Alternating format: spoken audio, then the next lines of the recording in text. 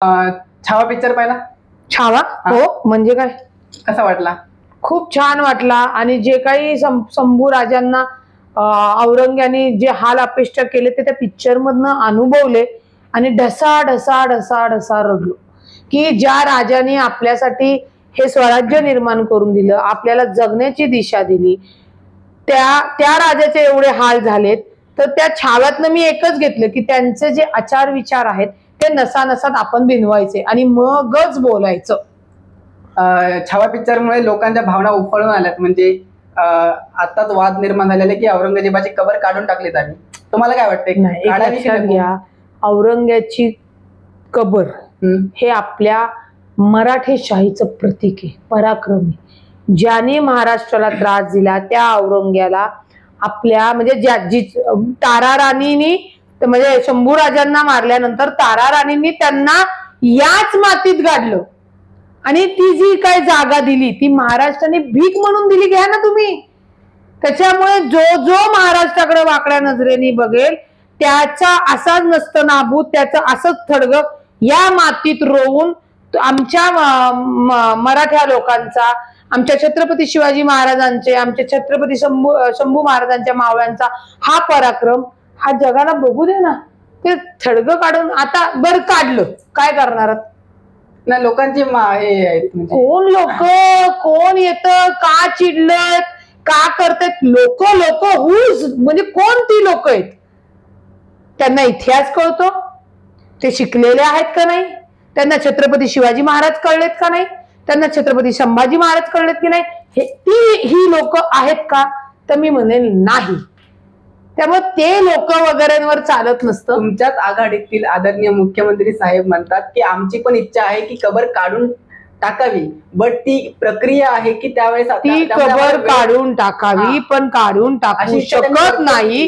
कारण का सोशल मीडियावर जो काही उद्रेक होतो त्याला ते अनुसरून बोललेले की ही केंद्राच्या अखत्यारीत येते, मुख्यमंत्र्यांना किंवा पंतप्रधानांना पण अधिकार नाहीये. म्हणजे मुख्यमंत्री सर्व आहेत का? नाही. पंतप्रधान सर्व आहेत का? नाही. त्यांना कायद्याच्या चौकटीत वागावं लागेल आणि तेच ते वागतायत. मग ते मुख्यमंत्री महाराष्ट्राचा जो उद्रेक लोकांनी केला, जी लोक म्हणतात तुम्ही म्हणतात त्या लोकांना सांगण्यासाठी केलं की बाबांनो, तुमचं म्हणणं जरी मला पटलं एक, तरी सुद्धा मी मुख्यमंत्री असून करू शकत नाही.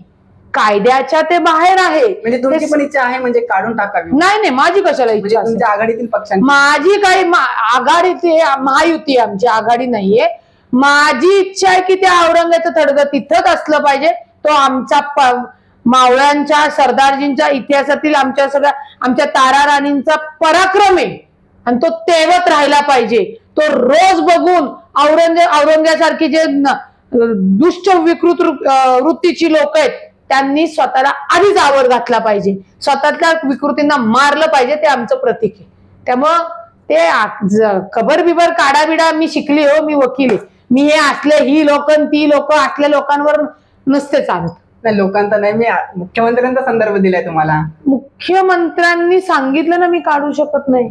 बरोबर आहे. मग तुम्ही तो दिला असला तरी तुम्ही तेच विचारताय. हेच होतंय आपलं, हाच की मुख्यमंत्र्यांनी काय सांगितलं की माझीही इच्छा नाही. का नाही? तर शंभू राजांवर जे काही त्या औरंग्याने अत्याचार केले ते मलाही म्हणजे मला त्याचा त्रास होतोय. मी आज मुख्य पदावर आहे, मलाही वाटतं की ती कबर काढावी, पण मी काढू शकत नाही. आणि तुम्ही तोच प्रश्न मला परत फिरून विचार. बरं, याच घटनेमुळे नागपूरमध्ये दंगली घडून आल्यात, आता जाळपोळ झाली. तर या दरम्यान मुख्यमंत्री म्हणत होते की यामागे हे सुनियोजित दंगल होती आणि याच्यामध्ये कोणतरी मास्टर माइंड. तपास चालू आहे, कारण का या आधी नागपूरमध्ये कधीच दंगल झाली नव्हती. बरोबर. अचानकपणे दंगल का झाली? तर मुख्यमंत्री हे नागपूरचे आहेत, देवेंद्र फडणवीस साहेब, म्हणून झाली. याच्या मागचे कोण कटकारस्थान आहेत, कोण आहेत, या सगळ्या गोष्टीचा तपास चालू आहे. एकालाही सोडणार नाही. तो कुठलाही जाती धर्माचा असू दे, तो मुस्लिम असो, हिंदू असो, ख्रिश्चन असो, कुणी ज्या व्यक्तीने ही दंगल घडवली त्याला एकालाही सोडणार नाही, एवढं तुम्ही लक्षात ठेवा. बरं, याच्यामुळे असा एक प्रश्न निर्माण होतोय, म्हणजे जर तुम्ही पाहिलं तर बीड मधलं प्रकरण असेल किंवा परभणी प्रकरण असेल किंवा कुठलं बीड मधलं? संतोष देशमुख प्रकरण, परभणी मधलं प्रकरण असेल, जे आंबेडकरांची जी प्रतिकृती आहे ती पाडली एका व्यक्तीने, किंवा आता नागपूरमध्ये दंगली असेल, तर यामुळे गृह खातं हे अपयशी ठरलेलं आहे, सपशेल अपयशी ठरलेलं असं एक लोकांमध्ये समज निर्माण झालेला आहे. एक लक्षात घ्या, बीड मधली जी सरपंच देशमुखांची हत्या झाली असेल किंवा तुम्ही पुतळा सांगतायत डॉक्टर बाबासाहेब, ही काही लोक जाणून बुजून करतात. जेव्हा त्यांना सरकारला कामावरनं बोलू शकत नाही किंवा कुठल्या त्याला घेरू शकत नाही, तेव्हा हा समाजात तेढ निर्माण करतात, समाजाची परिस्थिती बिघडवतात. आणि म्हणजे मग त्याच्यावरनं गृह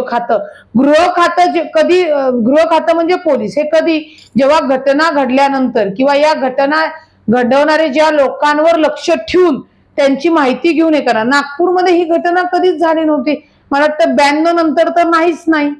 बरोबर. अचानकपणे घडली म्हणजे आमच्याच राजकारणातील काही लोक त्याच्यामध्ये सामील असण्याचा आम्हाला संशय आहे, पण तो संशय आम्हाला खात्री करायची आहे, त्याचा तपास चालू आहे. हे कोण करतंय, कशासाठी करतंय, का हिंदू मुस्लिमचा तेढ लावतात. मुस्लिम सुद्धा औरंग्याला काय स्वतःचा दैवत मानत नाहीत. आता तो मुस्लिम आहे एवढाच त्या औरंग्याचा विषय आहे. आपले भारतीय मुस्लिम आहेत ना, की जे आपल्याला मानणारे आहेत, जे छत्रपती शिवाजी महाराजांना मानणारे आहेत. त्यामुळे ते तशा पद्धतीचं मिक्सअप करणं चुकीचं आहे.